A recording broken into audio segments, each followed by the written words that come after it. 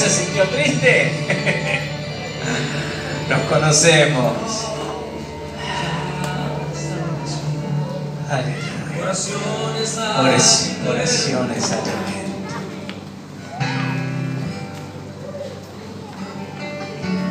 Nunca vi un justo sin respuesta ni quedar el sufrimiento.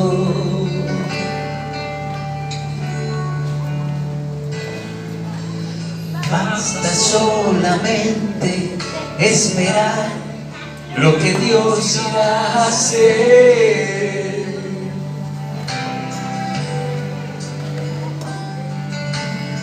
Cuando Él levanta sus manos, es hora de vencer. Levanta tus manos y alaba.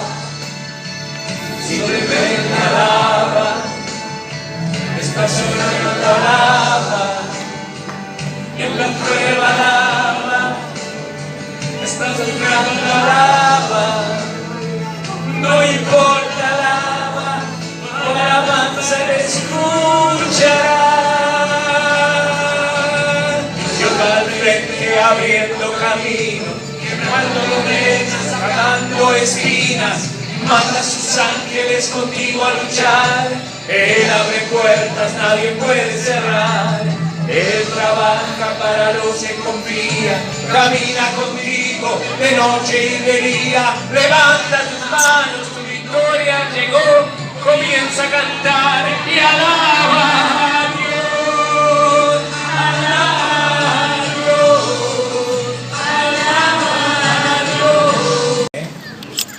Porque este pastor que nos visita, que es un amigo del alma y un pastorazo, me tiene atrapado con los retiros de Argentina. Oramos por vos, Así que sería tan lindo que el año que viene algunos de los líderes pudieran también hacerse este tiempo de tanta bendición. Pero ya lo vamos a escuchar, ya lo vamos a presentar. Yo voy a pedir a los jóvenes que pongan mientras decimos algo, que pongan el púlpito acá adelante, con la sombrita. Aleluya. Y hemos vivido también el fin de semana pasado un tiempo muy especial para la Iglesia Ríos de Vida, que es el primer retiro de pastores y líderes que hemos tenido en el predio que nos han adjudicado para administrar y explotar allí en la localidad de Los Cocos, en la provincia de Córdoba, en las sierras de Córdoba. Lo voy a pronunciar mal, así que yo le voy a pedir a Matías que nos pronuncie el nombre del centro Gardiner, Center Gardiner. No, estás peor que yo, bueno, no importa.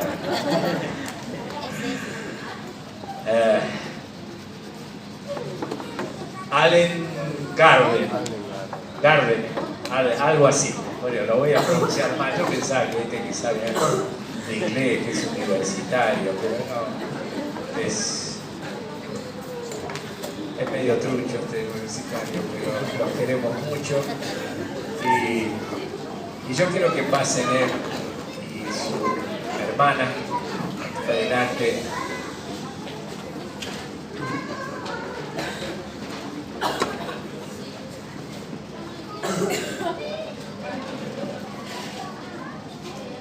Porque queremos decirles que los amamos a estos jóvenes, ¿no?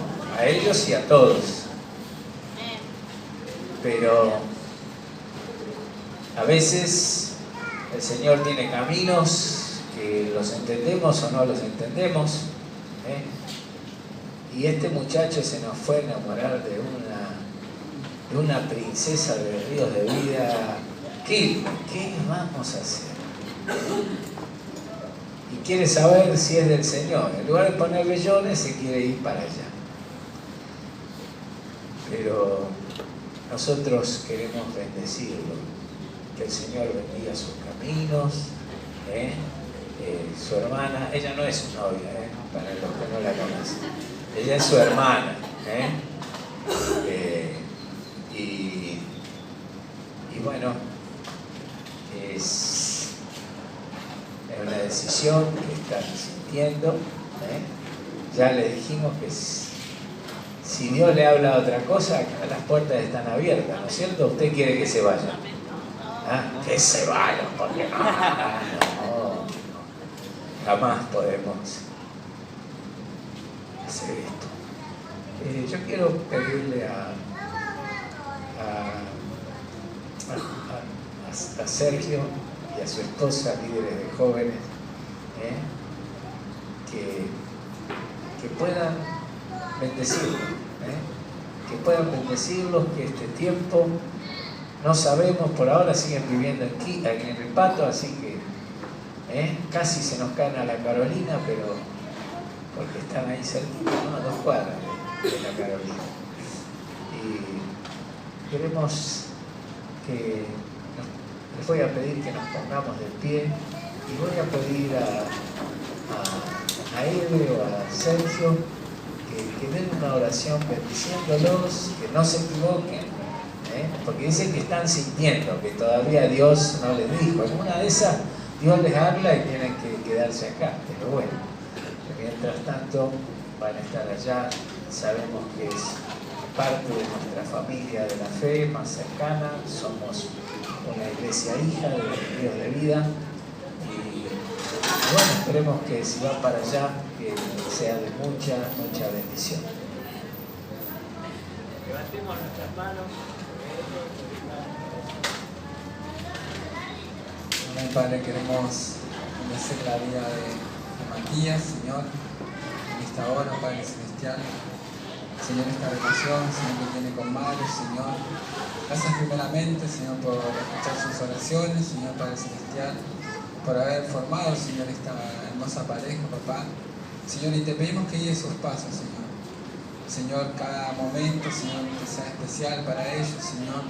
Y sabemos que hay decisiones que tomar, Señor, porque, Señor, son de diferentes congregaciones, Señor, pero la misma iglesia, Señor. Señor, yo te pido que vos le des la sabiduría a los dos, Señor. Señor, te pido, Señor, que sigas hablando a sus corazones, Señor.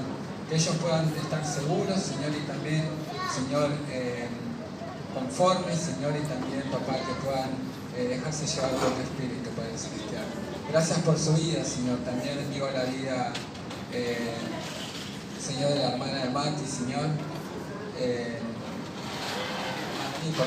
Magalí, Señor, y también que sabemos que a todo lado la acompaña el Señor Mati. Gracias por su servicio en este lugar, Señor, pero todavía no está como el Señor Pastor. Ellos están sintiendo, Señor, esto, Señor, porque es una decisión que tienen que tomar, Señor. Nosotros los bendecimos, los amamos, Señor, como decía el pastor, Señor, estamos agradecidos, Señor, contentos, Señor, por el trabajo que vienen haciendo acá en la iglesia, Señor.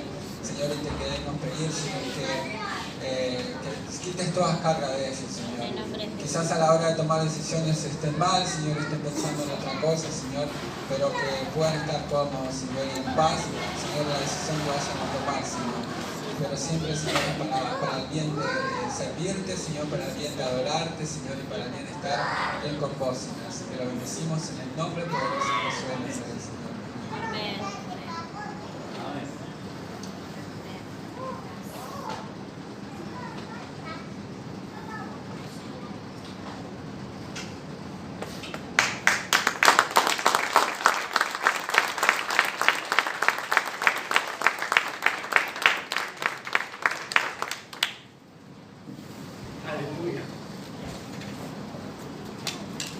Bueno, las emociones son fuertes, pero qué lindo no tener que salir por la ventana, sino que si el Señor te mueve a algún lugar, estar seguro, esperar, abrir el corazón y salir como una bendición, porque han sido de mucha bendición, en especial Matías, que hace, ¿cuánto hace? Como 6 años que estás acá, ¿no?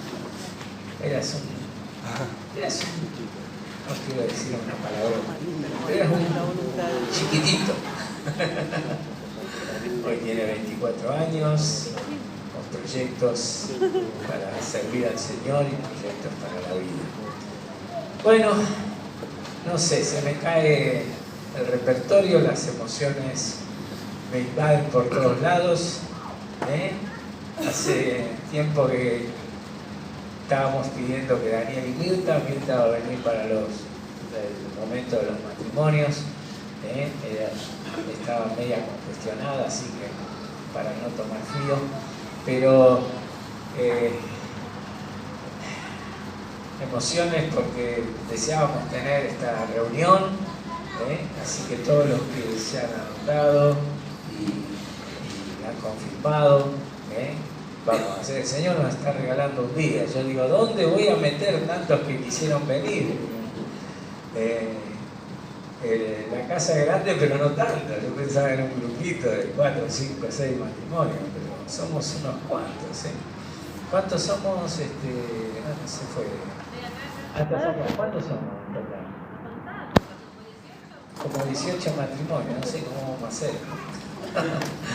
Pero bueno, Dios nos da, así que si somos muchos para el lugarcito, la galería esa, tenemos también un poco de jardín y vamos a poder estar. Yo sin más preámbulo, yo quiero pedir un fuerte aplauso para el pastor Daniel Trovato, que nos compartirá todo lo que tiene el Señor para esta mañana. Gracias. Buen día a todos. Algunos los pude saludar a medida que iban entrando, pero bueno, ahora nos vemos de frente. En primer lugar, es muy lindo estar aquí en la iglesia del Pato. Con Titi y Ani nos conocemos hace mucho tiempo y inclusive hemos trabajado juntos en un mismo ministerio en la iglesia hace muchos años, cuando fuimos pastores de matrimonios allá en Ríos de Vida, una etapa hermosa que compartimos, y eso nos hizo que tengamos que estar mucho tiempo juntos, charlando, orando, planeando, y bueno, eso hizo que nos conozcamos. Y cuando uno está en mucha relación y comunión con alguien, nacen amistades y nacen cosas muy lindas. Lo segundo que quiero decirles es que mi esposa les manda un gran cariño a toda la iglesia. Mirta estaba saliendo de algunos problemitas en su estómago, y también luego se tomó algún frío. Estuvimos en Mar del Plata en el Retiro Nacional de Pastores de Argentina, oramos por vos, como Titi les contó recién. Y bueno, los climas allá son distintos, la humedad, toda la atención que uno tiene que tener en el retiro, así que no vino del todo bien, pero va reponiéndose, gracias a Dios. Entonces evaluó que sería mejor esta mañana quedarse en la casa para reponerse bien, para luego estar al mediodía compartiendo con los matrimonios de la iglesia. Quería decirles, primero felicitarlos por el crecimiento que ha tenido la iglesia en el Pato. He venido en varias oportunidades y cada vez que vengo hay algo nuevo, algo crecido. El Señor les ha dado este tabernáculo.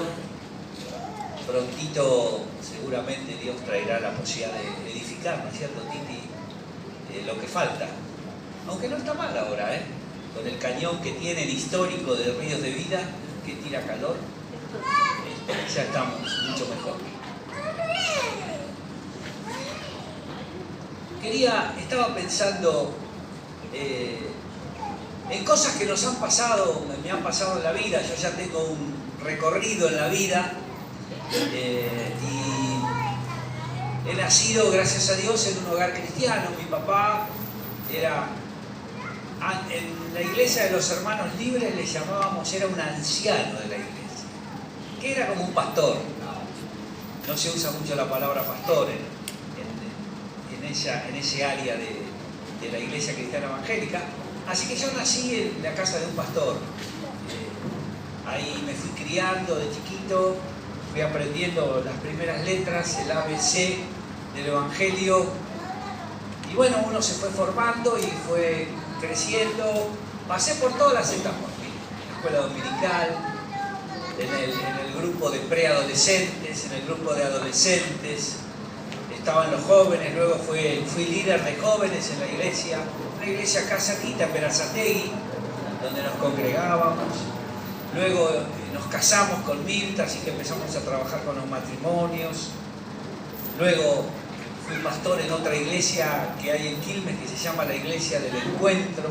Fui uno de los pastores allí por muchos años, hasta que un día me enamoré de Ríos de Vida, en esos caminos que tiene el Señor, cuando el Señor nos va moviendo en medio de su pueblo, ¿no? Uno dice, uy, él estuvo en una iglesia, después estuvo en otra. Y bueno, cuando Dios va llamando y le va mostrando a sus hijos distintas facetas de lo que es la espiritualidad que le llamamos, el Señor nos hace crecer, va abriendo nuestra cabecita, va abriendo nuestro corazón y se va metiendo con su espíritu en nuestro espíritu. Así que llegué a la iglesia Ríos de Vida ya por allá por el año 1998, 2008, 2018, bueno, ya estamos como 26, 27 años que llegué a la iglesia Ríos de Vida. Me recibió el pastor Papi Pradas, el cual tuve el gusto de conocer, si bien lo conocí antes, pero luego lo conocí como pastor. Una bendición haber compartido un tiempito con él hasta que el Señor lo llamó a su presencia, cuando el pastor Papi Pradas, que es el fundador de la iglesia, partió para estar con el Señor. Estábamos con Titi allá en Reus, del hospital, acompañando a Yusef, un querido amigo de toda la vida desde que lo conocí, pastor también conmigo ahora ahí en Quilmes, y estuvimos despidiendo la partida del pastor Papi Pradas. Y luego, bueno, nos fuimos asentando en la iglesia, fuimos conociendo todo lo que Dios traía, muchas cosas nuevas. Porque cuando uno se mete en el camino del Espíritu del Señor, va encontrando un montón de cosas nuevas. Cuanto más se mete, más cosas nuevas va a encontrar. Un día hay un pastor muy querido en el pueblo evangélico que se llama Freyson, pastor Claudio Freyson. Él un día vino a predicar acá a Quilmes y dijo, en la iglesia de Quilmes había en aquel tiempo todo un telón atrás. Ahora está la pantalla, ¿vieron? Pero antes había un telón color, creo que era bordó, y que cubría toda la plataforma, y el telón estaba hecho de varios paños. No era un solo paño, era un paño atrás del otro. ¿Vieron cómo son a veces las cortinas, no? Uno atrás del otro. Entonces él hizo una imitación y dice, ¿dónde está la entrada? Porque cuando uno mira, ve el telón todo entero, y cuando corre una parte del telón hay otro atrás, y cuando corre por ahí hay otro atrás. Entonces uno quiere pasar para el otro lado y tiene que ir buscando dónde está el huequito, que es donde está abierto el telón, y ahí lo encontró y ahí pasó. Entonces dijo que la búsqueda de Dios es así. Hay que buscarlo así, hay que buscarlo hasta encontrar por dónde el Señor quiere que pasemos. Así que es un ejemplo práctico muy lindo que nos dio. Así que, bueno, esta es un poquito la historia. Nosotros con Mirta nos casamos ya hace 44 años. Tenemos 3 hijos y 3 nietos. Tengo una hija, Mariana, que vive en Australia, lejito de acá, muy lejos. Ella se fue allí a estar en una organización que se llama Hillsong. Ahí recién escuchábamos algunas canciones de Hillsong, muy lindas, que nos acompañaron durante un buen tiempo. Ella vive allá, está casada, no tengo nietos con ella. Mi segundo hijo es un varón que se llama Leonel Trovato. Ustedes a lo mejor lo conocerán porque él es el pastor de adolescentes de la iglesia de Quilmes. Y luego tengo una hija que es la más chica, que se llama Gemina. Leonel con Marianela tienen 2 niñas, que son mis 2 primeras nietitas. Y luego tengo una hija menor que se llama Gemina, que está casada con Nicolás. Ellos son líderes en una iglesia en Capital, que pastorea el pastor Osvaldo Carníbal. A lo mejor han sentido hablar de él. La iglesia se llama Catedral de la Fe. Ellos son líderes allá, están en el equipo junto con Osvaldo y nos han dado un nietito que se llama Benjamín. Es el nieto varón que tengo, que tiene 1 año y 1 mes. Messi va a cumplir 1 año y 2 meses ahora prontito. Así que para los que no son abuelos y para los que son abuelos me van a entender, cuando llegan los nietos, la vida de los abuelos cambia. Porque ya no dedican todo el tiempo a lo que dedicaban antes. Ahora hay que sacar tiempo porque uno quiere estar con sus nietos. Y lo más que puede quiere estar con sus nietos. Y a veces invadimos la casa de los hijos para estar con los nietos. Y los llamamos y les decimos, ¿cuándo nos van a traer los nietos? Y a veces se queda a dormir, ya la más grande se queda a dormir y le encanta dormir en casa. Y el chiquitín, cuando llega a casa ya sabe, porque mi hija viene 1 o 2 veces en la semana por cosas que tiene que hacer en Quilmes, ellos viven en Capital. Entonces ya pasa el día en casa, el nietito, y ya conoce las cosas, ya va tiene 1 año, así un burrumincito así, y ya va a los lugares porque sabe dónde dejó su juguete la última vez que vino, y ya sabe dónde está la cocina, y sabe cuando quiere agua. Qué lindo ver crecer a los nietos, es tan lindo. Miren, si yo hubiese sabido antes que los nietos son tan lindos, en vez de haber tenido hijos, hubiese tenido nietos. Es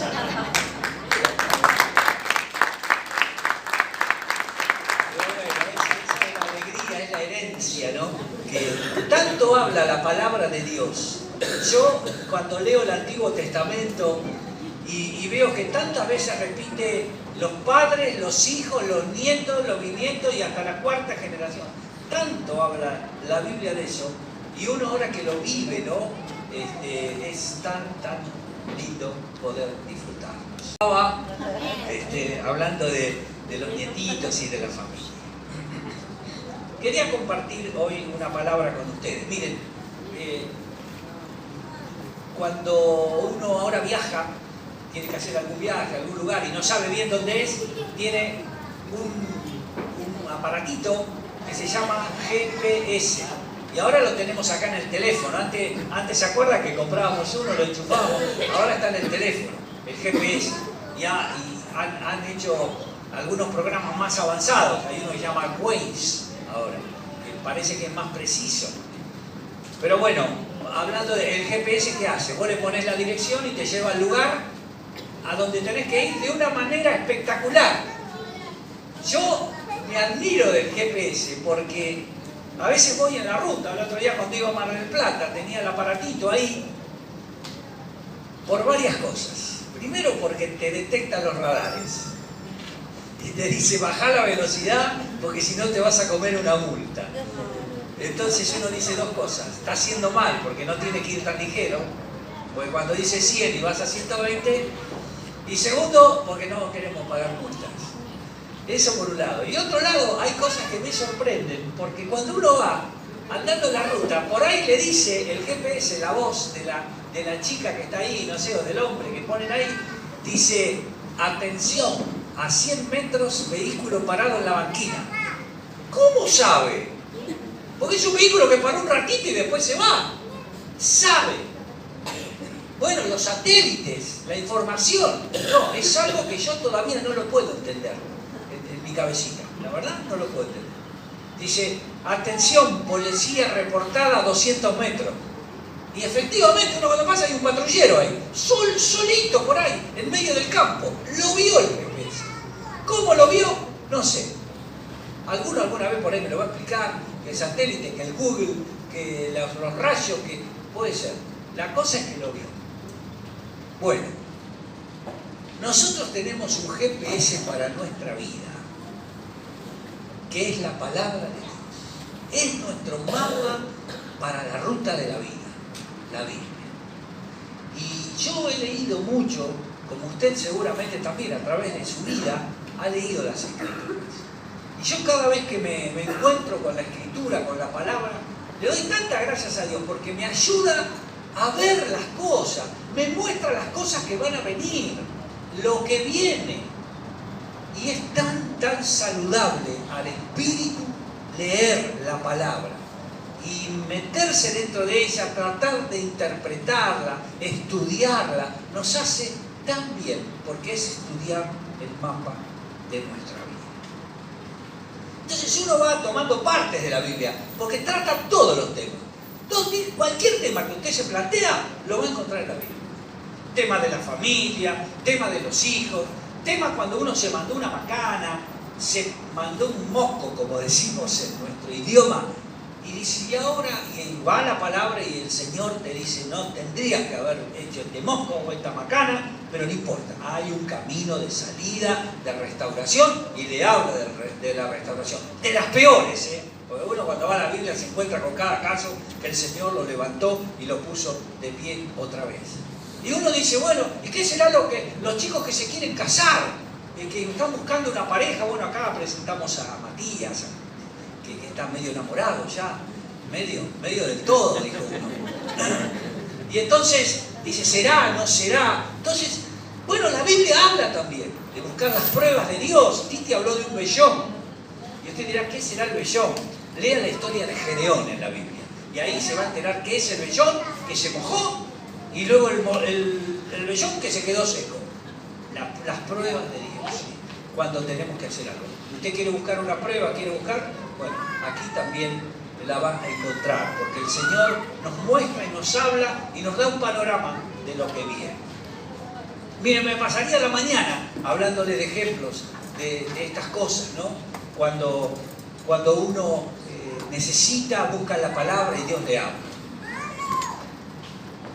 Ahora hay otras veces que uno está todo bien, pero de repente está todo mal. Y también la Biblia nos enseña y nos habla de eso. Y yo quiero hoy hablar algo acerca de esto. Y le puse el título a mi prédica: el control fuera de control. Y les voy a leer un pasaje de la Biblia y una historia que nos habla de esto, que es la historia de Jairo. Jairo era como el intendente de la ciudad, era el jefe de la sinagoga. Y la sinagoga era la institución política y que regulaba la ciudad. Y él era el jefe de la sinagoga. Era como, ustedes son de acá de Berazategui, la mayoría. Era como el Musi de Berazategui, el Jairo. Don Juan José Musi, doctor Musi. Y en Marcos capítulo 5, del versículo 24 al 43, nos cuenta la historia de Jairo y de la hija de Jairo. Y yo quiero leérselas. Si usted tiene su Biblia, su teléfono, quiere buscar Marcos capítulo 5, versículos 24 en adelante, yo comienzo a leer así. Pasando otra vez Jesús en una barca a la otra orilla, se reunió alrededor de él una gran multitud, y él estaba junto al mar. Y vino uno de los principales de la sinagoga, llamado Jairo, y luego que le vio, se postró a sus pies y le rogaba mucho, diciendo: mi hija está agonizando. Ven y pon las manos sobre ella para que sea salva y vivirá. Fue pues con él, y le seguía una gran multitud, y le apretaban. Pero una mujer que desde hacía 12 años padecía de flujo de sangre, y había sufrido mucho de muchos médicos, y gastado todo lo que tenía, y nada había aprovechado, antes le iba peor, cuando oyó hablar de Jesús, vino por detrás entre la multitud, y tocó su manto, porque decía: si tocare tan solamente su manto, seré salva. Y enseguida la fuente de su sangre se secó, y sintió en el cuerpo que estaba sana de aquel azote. Luego Jesús, conociendo en sí mismo el poder que había salido de él, volviéndose a la multitud, dijo: ¿quién ha tocado mis vestidos?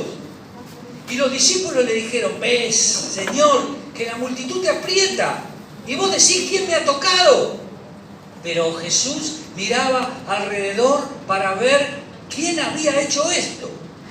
Entonces la mujer, temiendo y temblando, sabiendo lo que en ella había sido hecho, vino y se postró delante de él y le dijo toda la verdad. Y Jesús le dijo, hija, tu fe te ha hecho salva, ve en paz y queda sana de tu azote. Mientras él aún hablaba, vinieron de casa del principal de la sinagoga diciendo, Jairo, tu hija ha muerto. No molestes más al maestro.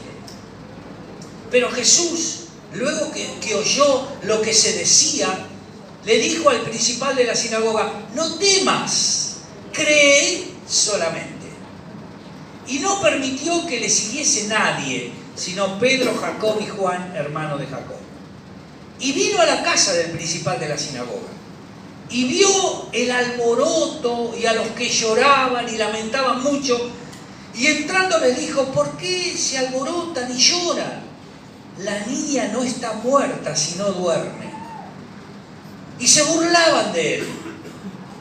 Mas él, echando fuera a todos, tomó al padre y a la madre de la niña y a los que estaban con él y entró donde estaba la niña y tomando la mano de la niña le dijo, Talita Cumi, que traducido es, niña, a ti te digo, levántate.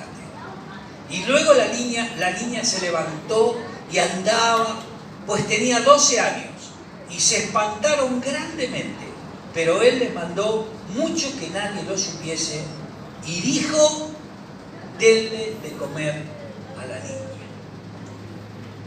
Esta historia, este pasaje tan conocido por muchos lectores de los evangelios, nos inspira a ver a una persona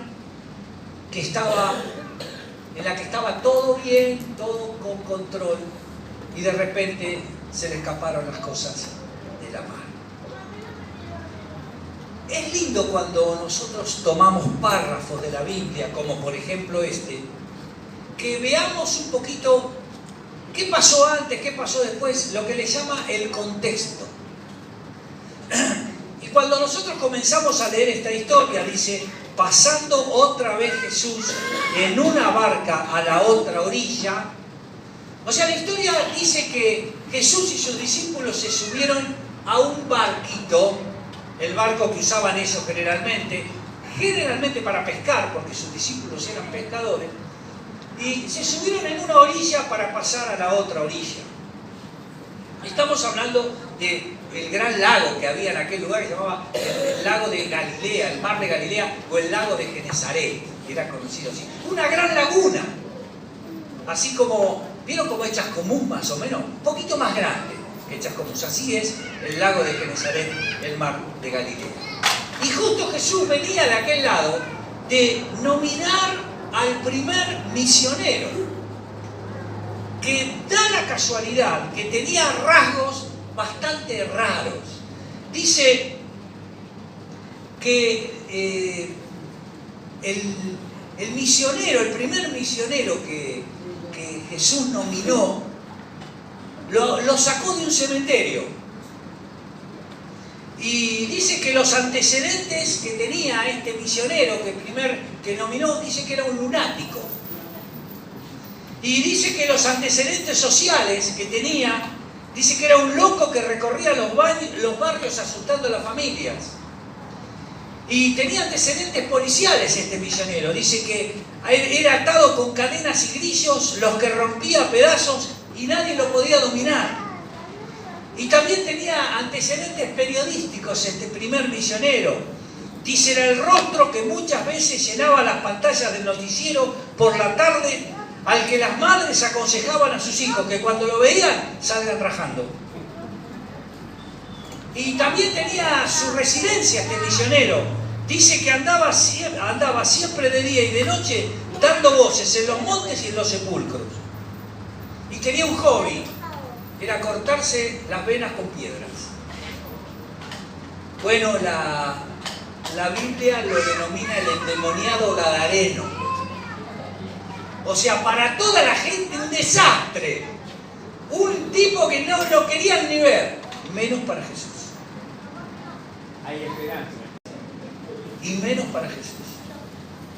Este hombre se acercó a Jesús, reconoció la autoridad de Jesús, Jesús le habló, Jesús liberó, produjo una liberación en este hombre, los demonios que había en este hombre se fueron de su cuerpo y de repente dice que todo el mundo lo veía vestido en su sano juicio, hablando cosas maravillosas, una palabra llena de alegría, de fe, de paz. No lo podían creer. Ese fue el primer misionero. Tengo una frase acá que dice: nuestra definición humana era como si hubiese sido un coyote rabioso, una amenaza a la sociedad, alguien que no servía para nada, excepto para Jesús. Y ahí nomás nominó al primer misionero. Y le dijo: andá, porque el misionero, claro, dijo: no me muevo más del lado de Jesús. Dijo: no, pará. Deja, vos, yo me voy con mi discípulo, vos andá y contale a toda la gente que tengas posibilidad de lo que yo hice en tu vida. Y dice que había 10 ciudades ahí, lo llamaba Decápolis. Gadara era una de ellas. 2, dice que se paseó por las 10 ciudades, llevando el Evangelio de Jesús. Al que nadie lo quería y todos se asustaban de él. Fíjese los cambios que produce Jesús en las vidas. ¿Sí? Podríamos hablar un montón del endemoniado gadareno, pero quiero seguir hablando de Jairo hoy. ¿Sí? Bueno, volvamos a Capernaum. El Señor Jesús bajó de la barca y cuando Jesús aparecía en la escena, bajaba de la barca, se le llenaba de gente alrededor. Imagínense, ¿no? ¿Vieron Messi? Cuando aparece Messi, ¿qué pasa? Una vez fue a cenar a un restaurante o a almorzar, no sé qué, y se llenó todo el barrio, había 3, 4.000, 5.000 personas, porque estaba comiendo ahí, todos en la puerta. ¿Sí? Bueno, multiplíquenlo esto de Messi por 100, 200, 300 veces, 1000 veces cuando Jesús aparecía. Se llenaba de gente a su alrededor. Y ahí empezaban: no, pará, se está colando, guarda, empujones de acá, porque todos querían estar al lado de Jesús. Y Jesús tranquilo, con esa paz que tenía siempre. Así que si estás buscando a Jesús, no es necesario que te apures, que empujes. ¿Por qué? Porque Él es tranquilo. Él para cada uno tiene una palabra. Biblia dice que se acercaban gente enferma, dolida, con problemas familiares, con problemas interiores, con sus emociones dañadas, con heridas del interior, con sus piernas lastimadas, con un cáncer acá, con un problema en el riñón, en el oído, con infarto. Se acercaban y el Señor dice que los sanaba. ¿A cuántos? A todos. A todos. Dice que la compasión del Señor era tan grande que todos se acercaban y todos eran sanados. Una maravilla. En ese mover que había cuando bajó de la barca, se le acercó un hombre desesperado. Y quiero hablarles de cuando se nos va el control, cuando quedamos fuera de control. Si hay algo en nuestras vidas que deseamos no perder siempre, es el control de las cosas. ¿No es cierto, Titi? Queremos tener todo controlado. Vos sos uno de ellos, que yo te conozco. Para sacarle algo de las manos a Titi, ¿no es cierto, Ani? Es difícil.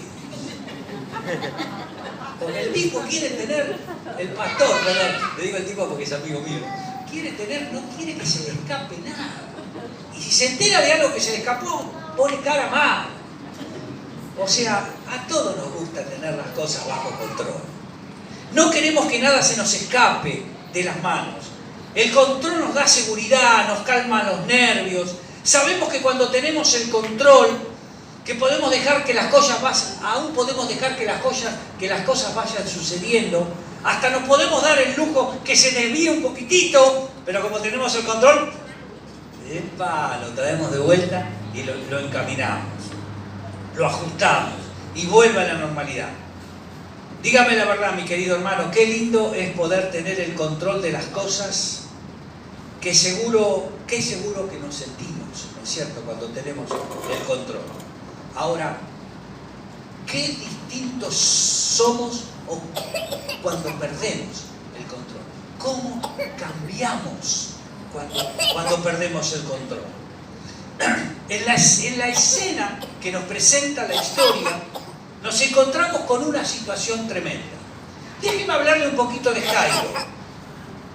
La historia nos cuenta que Jairo era el líder de la sinagoga, el hombre más importante de la comunidad, como le decía al principio, como si fuera el intendente. Era un hombre que tenía estudio, era un hombre que tenía religión, era un alcalde. Diríamos que Jairo lo tenía todo. Tenía un empleo seguro, tenía un muy buen sueldo, tenía una buena medicina prepaga, tenía un camello último modelo, con Bluetooth, con dirección hidráulica, tenía GPS en el camello, tenía todo. Era un hombre que a los ojos de todo el pueblo, cuando lo veían a Jairo, decían, qué bien le va a Jairo. Parecía a los ojos de la gente que Jairo no necesitaba nada más. Sin embargo, Jairo se encontró de repente que todo lo que tenía no le servía para nada ante la circunstancia que estaba empezando a vivir. Su hija se le estaba muriendo. Y a veces nos pasan cosas así en nuestra vida. Viene todo bien. Viene todo bien en la familia, viene todo bien en el trabajo, viene todo bien en la iglesia, viene todo bien en el barrio, en el estudio. Cuando de repente aparece algo que estalla, explota en nuestra vida. A veces pasa en nuestros matrimonios. Cuando se genera una situación que queda al borde de la separación, del divorcio, del enojo. A veces pasa en el trabajo, cuando parece que está todo bien, y vienen un día y nos dicen, mira, se acabó el trabajo, o nos llega un telegrama de renuncia. O a veces pasa cuando, bueno, me duele un poquito acá, ¿qué será? Voy a ir al médico, y cuando el médico dice, no, mira, hay que hacer estudios, cuando hacemos los estudios y salen los resultados, miramos los resultados y no los podemos creer. Mirá lo que apareció. Tengo un cáncer en tal lugar. Pero no lo si yo me siento bien, pero... Y entonces se dispara. Y sale todo de control. Y a Jairo le pasó lo mismo. Estaba todo bien, pero su hija se estaba muriendo. Quién sabe ya había ido a los médicos. Quién sabe ya había ido a los hospitales. Quién sabe había ido a los curanderos, a los que tiraban las cartas. Su hija estaba desesperadamente enferma y se moría y no le quedaba nada. Y todo lo que era Jairo no le servía para nada. El dinero que había ahorrado, el estatus que tenía, su religión, el poder, nada. Se le fue todo de control. Entonces Jairo recurre a alguien que él creía que podía ayudar. Porque había escuchado por ahí que Jesús sanaba enfermos y que Jesús tenía poder para sacarlo de esta situación de descontrol. Ahora me gusta cómo llega Jairo a encontrarse con Jesús.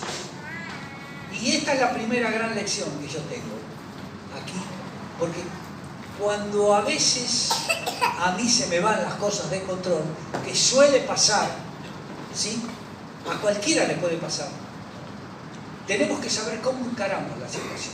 Podemos enojarnos con Dios, se nos saltó la cadena, podemos insultar, podemos acusar, podemos enojarnos con la esposa, con los hijos, con el pastor, o podemos hacer como hizo Jairo. Le recomiendo, mi querido hermano, mi querido amigo, que cuando llegue el momento que algo se le fue de control en su vida, sea lo que sea, hagamos esto. Jairo llegó quebrado. Dice la palabra, cayó a los pies de Jesús y le rogaba diciendo, cayó quebrado. No hubo negociaciones, no hubo pedidos de entrevista, no hubo salón especial de recepciones. Jairo llegó vencido. Y es la manera que cuando las cosas se nos van de control, tenemos que ir al Señor. No le pidamos condiciones, no le pidamos explicaciones. Vayamos, Señor, aquí estoy. Se me fue de control. Caigamos de rodillas. Es el primer paso. Vayamos humillados a la presencia de Dios. A hablar con Él, a contarle lo que nos pasó. Lo segundo, Jairo abrió el corazón y contó el dolor de la cruda realidad que estaba viviendo. ¿Saben qué le dijo? Mi hija está agonizando. O sea, cuando usted y yo caigamos a los pies de Jesús, cuando algo se nos fue de control, contémosle lo que nos pasa. En ese mi hija está agonizando, está todo el detalle de lo que Jairo le quería decir a Jesús. Nosotros podemos hablar con Jesús como usted puede hablar conmigo, o como usted puede hablar con el pastor o con la pastora. Cuéntele todo al Señor. Ábrale la verdad de su corazón. Dígale lo que hizo mal. Dígale lo que le duele. Dígale qué es lo que usted necesita. Mi hija está agonizando.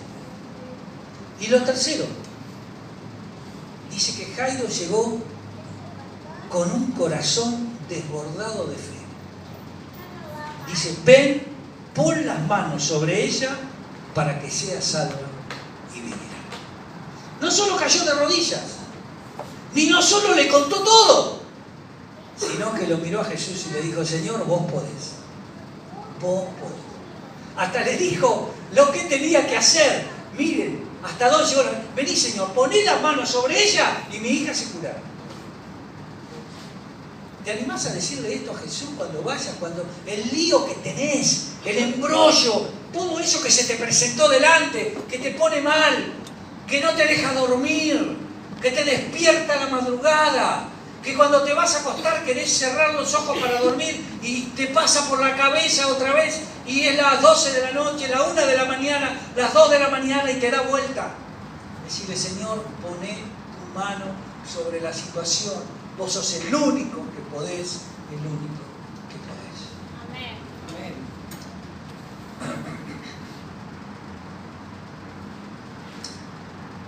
Quiero hablarle de otra de las enseñanzas que nos deja esta palabra, que son las pausas. Las pausas en la vida cristiana. Cuenta la historia que Jairo, cuando le dijo a Jesús, Jesús dice, bueno, vamos a tu casa. Y dice que Jairo lo tomó a Jesús y lo empezó a llevar a su casa. Te leyó la historia conmigo. Pero mientras iba caminando, ¿qué pasó? Jesús se paró. Alguien me tocó el vestido, alguien me tocó la túnica. Pero Señor, veré que si mi hija se muere. ¿Quién me tocó la túnica? Había 5.000 personas alrededor de Jesús, apretándolo, que maestro, decime esto, que tengo este problema. Todo el mundo lo apretujaba. Sus discípulos le dijeron, Señor, ¿cómo decís quién te tocó la túnica? Mirá toda la gente. Alguien me tocó la túnica. Y viene la historia de la mujer que tenía el flujo de sangre, que usted lo leyó conmigo. Una pobre mujer que había ido a todos los médicos, a todas las instituciones, a todos los lugares de ginecología del lugar, porque tenía una menstruación continua, no le paraba. Y era hasta una mujer desechada de la sinagoga por el problema que tenía, no podía acercarse a la gente. Era una mujer relegada de la sociedad, desesperada. 12 años cuenta que estaba así esta pobre mujer. Y fue, y lo que hizo es tocarle el manto del Señor Jesús, y el Señor Jesús ni se dio cuenta que salió, o sea, ni se dio cuenta que le tocó el manto, pero se dio cuenta que salió poder de él. Entonces por eso paró. ¿Qué pasó? Y Jairo, mi hija se muere, estaba ahí Jairo mirando todo ese espectáculo. El Señor buscando a alguien entre 5.000 personas que lo había tocado. Jairo veía todo eso. Habla más de los discípulos que hablaban con el Señor y después se presenta la señora y le dice, mirá hija, tu fe te ha salvado. Ella le contó que tocó el vestido porque creía en él. Y Jairo estaba ahí. Y bueno, ¿sabe mi hermano que a veces el Señor nos hace esperar? En medio de las dificultades, cuando las cosas se nos van del control, cuando tenemos nuestro análisis, cuando nuestro hijo se fue de casa, cuando parece que la droga se metió, o parece que mi esposo o mi esposa apareció una nueva relación, una cosa tremenda, o que no me alcanza para llegar a fin de mes, Señor, ayúdame. Y el Señor, ¿saben qué hace? Silencio. Pero Señor, por favor. Parecen los grillos, yo. No. Señor, porque a la mañana oro, a la tarde oro, al mediodía cuando como oro y le pido por eso, y a la noche cuando me voy a dormir le pido de vuelta, y pasa un día, pasa 2 días, pasa una semana, pasan 2 semanas, pasa un mes, pasan 2 meses, pasa un año. Nada. Las pausas en nuestra vida a veces no las entendemos, pero tienen también un propósito. Para colmo, en medio de la pausa, uno habla con otro hermano y le cuenta al otro hermano, vos sabés que tuve un problema en el laburo, me pareció que me iban a echar y todo, y me llamaron y me dijeron, no solo no te vamos a echar, sino que te vamos a aumentar el sueldo y te vamos a poner en otro puesto. Y vos estás orando por otra cosa del Señor. Y lo escuchás al otro hermano que lo bendice el Señor, y vas a la otra hermana y ves que la otra hermana también es bendecida por el Señor, y decís, qué suerte que tienen los demás. Y yo nada. Mi hija se está muriendo y estoy acá. Miren, las pausas son junto a las pruebas, si a la pausa no la queremos llamar prueba, las mejores formadoras del carácter espiritual del cristiano. ¿Saben qué nos ayudan las pausas? Los momentos que el Señor nos hace esperar fortalecen nuestra oración, fortalecen nuestra dependencia con Él, fortalecen nuestra paciencia, nos hace reconsiderar situaciones y fortalece nuestra fe. Así que mi querido y amado hermano en Cristo de la Iglesia del Padre, si usted está viviendo un tiempo de pausa porque le ha pedido algo al Señor por un problema que tiene que lo sacó de control y Dios aún todavía no le ha dado la respuesta, siga orando sin cesar y esperando en Él. Apóyese en la iglesia, cúbrase con el cuerpo de Cristo, esté en contacto con sus líderes y sus pastores para que la desesperación esté controlada, pero siga orando y teniendo paciencia. Fortalecerá su oración, su dependencia del Señor, su relación con Él, y aumentará su fe. Y quiero decirle que al final el Señor le va a traer la respuesta. Porque siempre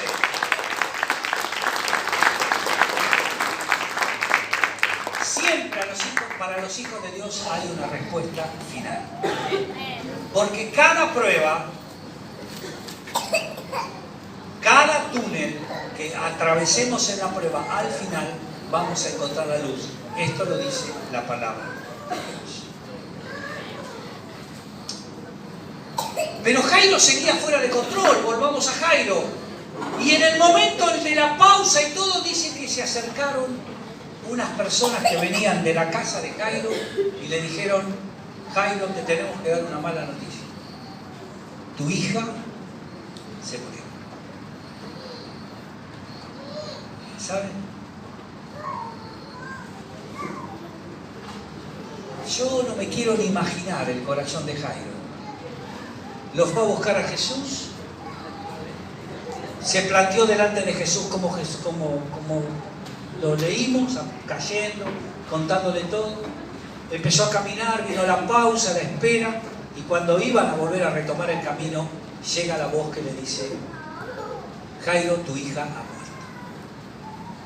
Quiero decirle algo porque nos puede pasar a nosotros. Seguramente alguna vez en la vida, en medio de tus dolores y en medio de tus pruebas, Dios nos quiere ayudar a que cerremos los oídos a las voces externas. No hagas caso de lo que te dice la gente en medio de las pruebas y de los dolores. Cierra tus oídos y aléjate.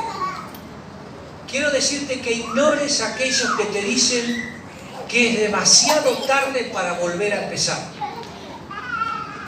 Tu hija se murió, ya está, es demasiado tarde para volver a empezar. No le des importancia a los que dicen que no llegaremos a nada.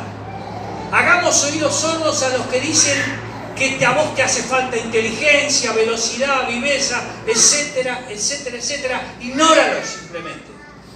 La fe en ocasiones comienza cuando nosotros cerramos los oídos a las voces de afuera y abrimos nuestros oídos a la voz del Señor.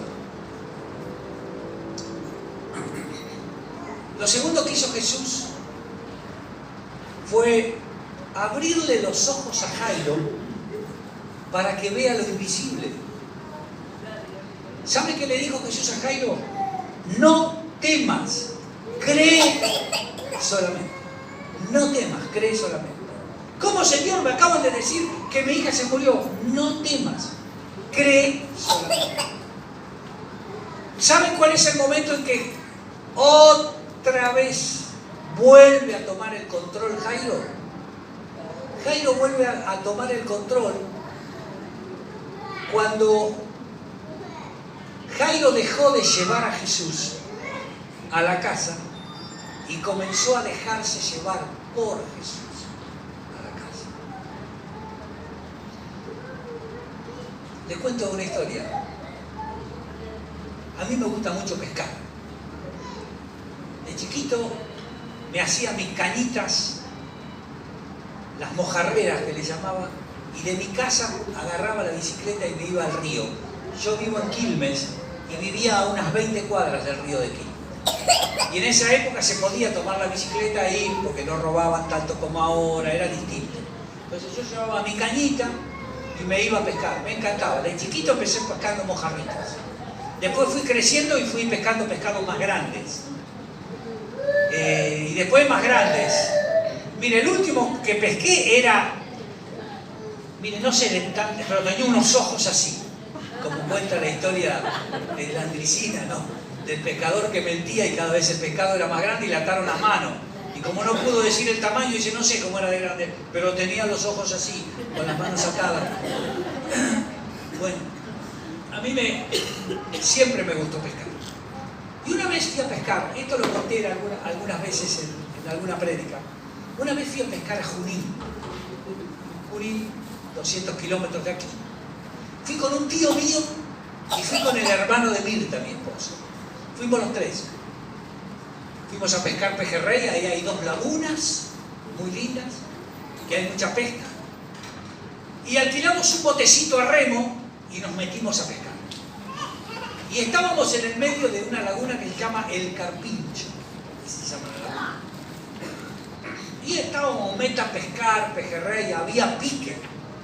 Y estábamos pescando, dale, pescábamos uno, pescábamos el otro. Sin darnos cuenta se empezó a levantar un poquito de viento. Y nosotros seguimos pescando y el viento empezó a crecer, a crecer, a crecer el viento, más viento, más viento, más viento. Empezamos a mirar y, che, ¿qué pasa? Claro, el bote empezaba a moverse, el bote era chico. No era muy grande, era chiquito, empezaba a moverse, y de repente yo me di cuenta que las olitas que el viento levantaba empezaban a meter el agua dentro del bote. Y ahí estábamos los tres. Entonces dijimos, vamos a salir. Tomamos los remos y empezamos a remar. Pero el viento era muy fuerte, cada vez más fuerte. éramos 3 que estábamos ahí, y yo me acuerdo que estábamos casi en el medio de la laguna. La laguna no es muy grande, pero se pone muy brava cuando hay viento.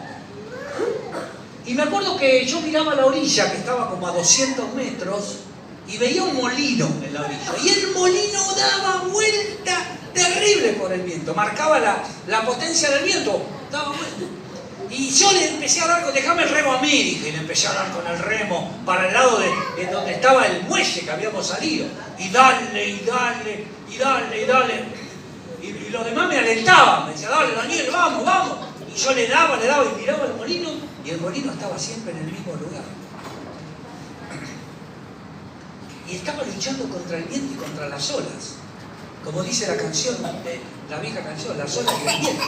Pero ahora me jugaban en contra. Y yo llegó un momento que no daba más. Entonces mi cuñado viene y me dice, bueno, dejame un rato a mí. Y tomó el remo él, mientras yo descansaba. Y dale, y dale, y dale. Y mirábamos y el molino estaba siempre en el mismo lugar. Y ahí estaba mi tío, hermano de mi padre. No están para contarnos ninguno de los dos, porque los dos ya fallecieron y están con el Señor. Pero mi tío era un hombre experimentado. Yo tendría 18, 20 años en ese momento. Mi cuñado tendría 22, 23 años, mi tío tendría unos 50 años. Un hombre experimentado que también le gustaba pescar, que ya se había metido con botes en un montón de lados.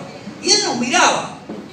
Y decía, dale muchachos, métanle, dale, dale. Y mi cuñado se fundió, me pasé de vuelta yo a los remos, y nada, nada, nada, cada vez más viento, cada vez más agua en el bote, y hasta que mi tío dijo, ¿me dejan a mí? Así que él se corrió, vino a la punta, le dimos los remos, y nos pusimos a mirar cómo va a ser para remar más fuerte que nosotros. Y de repente me di cuenta que no remaba, sino se dejaba llevar por el viento. Solo con el remo iba moviendo el bote como si fuera un timón, y el viento y el timón y un poquitito con el otro remo lo iban alejando del muelle al cual teníamos que arribar, pero lo iba acercando cada vez más a la orilla. Y fue despacito, despacito, y el bote se fue acercando a la orilla, a la orilla, a la orilla, a la orilla, a la orilla, a la orilla. Y casi llegamos a 10 metros de la orilla, donde había muchos juncos, esa vegetación. Y él despacito, entre los juncos, ahora sí, cuando ya el viento no pegaba prácticamente, y los juncos tapaban el viento, despacito con los remos le empezó a dar, y el bote empezó a ir, a ir, a ir, a ir, a ir, a ir. Y en media hora, 40 minutos, llegamos al muelle de donde habíamos salido. Cuando paramos y bajamos con mi cuñado, le dimos un aplauso a mi tío y un fuerte abrazo. Le dijimos gracias por traernos de vuelta a nuestro buen pueblo. ¿Qué les cuento con esta historia? Querida iglesia, querido hermano, dale los remos de tu barco a Jesús. Él sabe llevarte al puerto.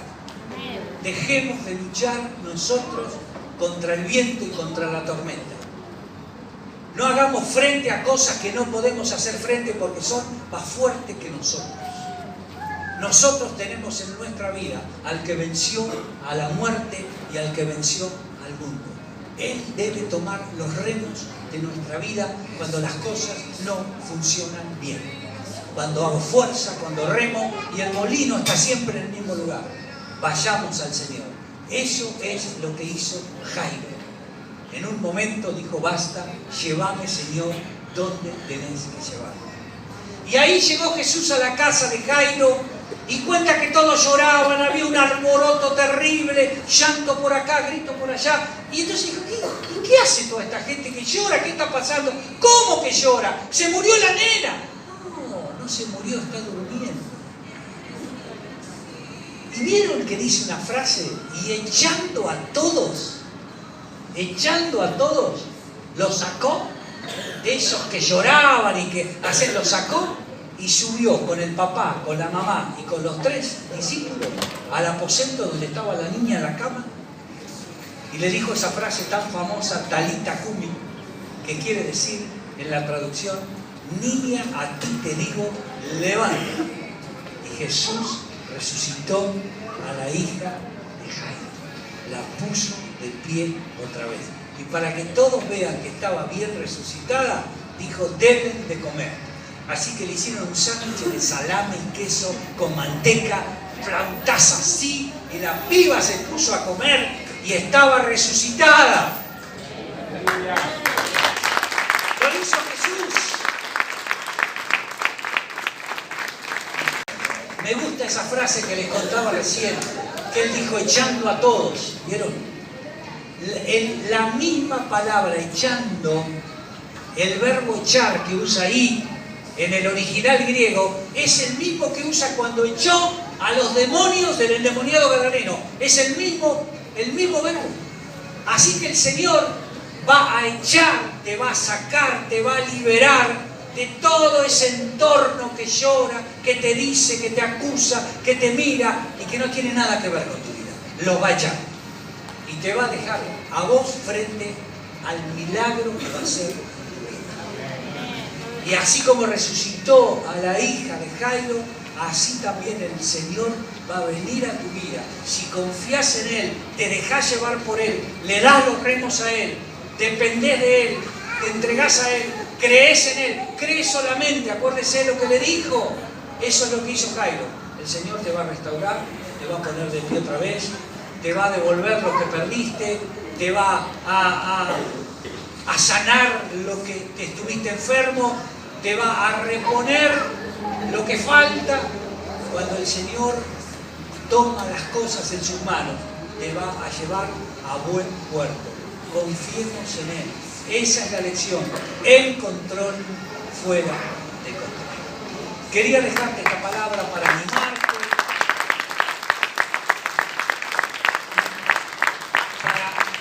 para decirte que el Señor está.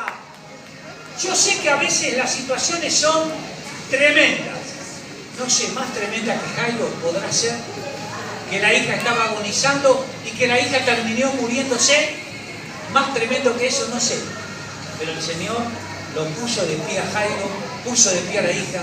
Y creo, mi querido hermano, para terminar te digo, prontito, seguramente le estarás dando una flauta así grande de salame, de queso con manteca al problema que tenés en tu vida. Y la iglesia te va a honrar y vas a ser de gran testimonio.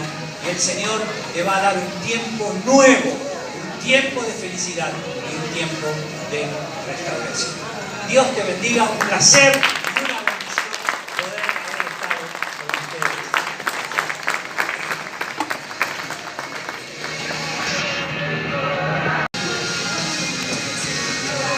Gloria a Dios. No, un poco la música. ¿Qué va a hacer? Perdóname, soy viejo. Me acuerdo de los coros viejos, pero hay uno que pega tan bien para el cierre. Seguro que no lo tenés, porque lo cantamos hace 20 años allá en Río de Vida. Decía 30 años.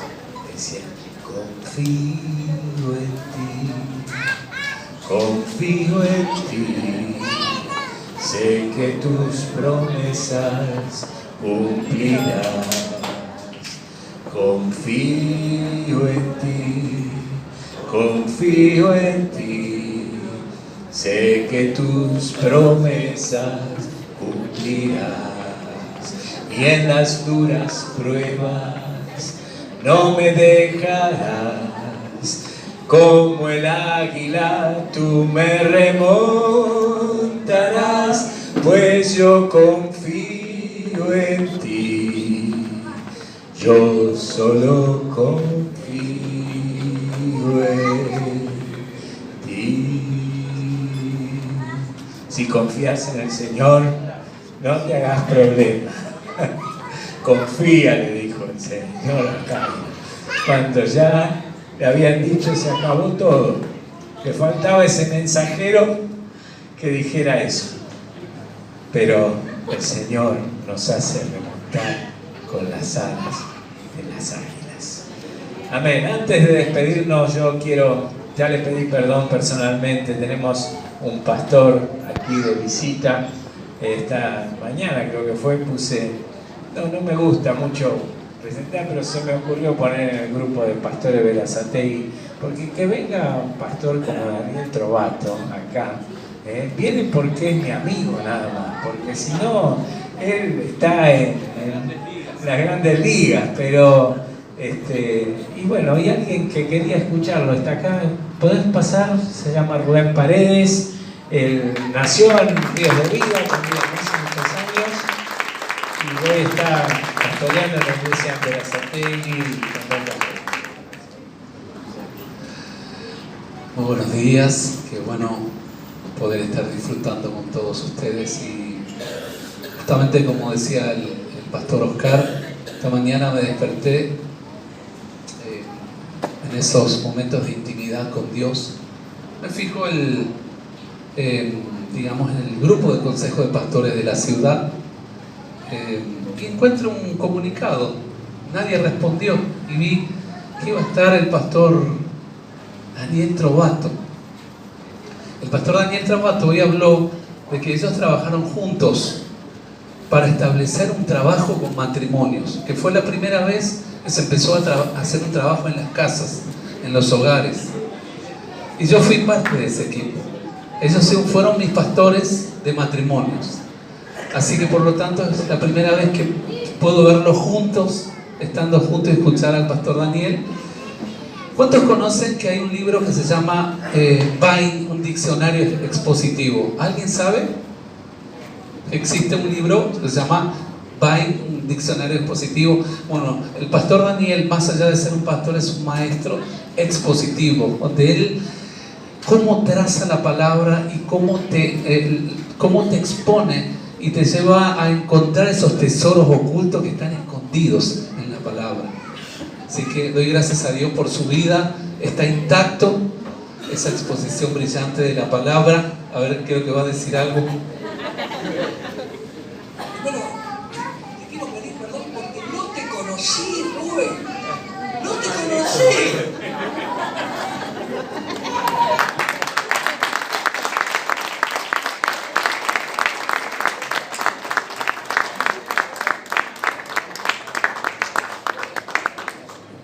Rubén, gran jugador de fútbol. Si usted tiene un problema con algún electrodoméstico, él se lo va a arreglar. Si tiene un problema en el corazón, él también se lo va a arreglar. Rubén, un placer, discúlpame, no presté atención, no me di cuenta, hemos crecido, pero ahora que te veo, él fue uno de los pilares del primer tiempo de los matrimonios cuando teníamos grupos. Él era uno de los líderes de grupos. Un placer verle. Disculpame que de entrada no te conocí, te sentaste al lado mío, puede ser. Bueno, no quiero extender mucho más, así que estoy muy feliz de poder estar con ustedes y ver la iglesia. Y quiero agregar algo más. Encontré un montón de compatriotas, gente de Paraguay. ¿Quiénes son de Paraguay? Levanten su mano los que son de Paraguay, por favor.